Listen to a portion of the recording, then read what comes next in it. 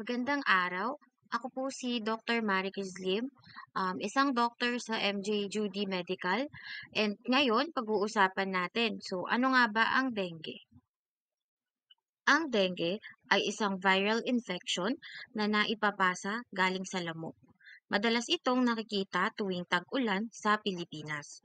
Nakukuha ito sa kagat ng lamok na tinatawag na Aedes aegypti. Ito ay isang klase ng lamok na natatagpuan sa Pilipinas. Ang madalas na sintomas ng dengue ay mataas na lagnat, pagsakit ng ulo, sakit sa likod ng mga mata, masakit na kasukasuan or joints, pagkahilo, pagsasuka, at ang paglabas ng mga rashes o katikati sa katawan. Yung mga nabanggit natin kanina ay yung mga classic na sintomas ng dengue. Pero meron din kasi tayong tinatawag na dengue with warning signs or severe dengue. Yung mga sintomas na ito ay lumalabas pagkatapos ng mataas na lagnat. Ang mga sintomas ay pagsakit ng tiyan, pagsusuka, pagdugo ng gilagid o ilong, hingal, pagsusuka o pagdumi na may kasamang dugo, pamumutla at panghihina.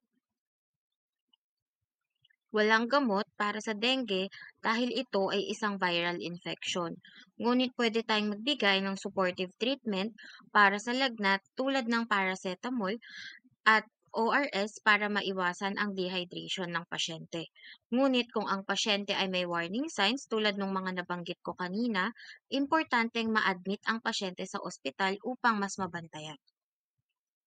Bagamat endemic ang dengue sa Pilipinas, maaaring maiwasan ang dengue sa pamamagitan ng maraming paraan tulad ng paggamit ng kulambo o mosquito net sa malalamok na lugar, paggamit ng insect repellent, pagsuot ng light-colored na damit na may mahabang manggas at pantalon kapag pumupunta sa malalamok na lugar, iwasan ding mag-imbak ng tubig na walang takip dahil maaari itong pangitlugan at pamahayan ng mga lamok.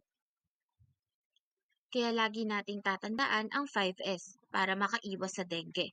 Search and destroy, self-protect, seek consultation, support fogging on outbreak areas, and sustain hydration. Yun lamang po. Maraming salamat sa pakikinig.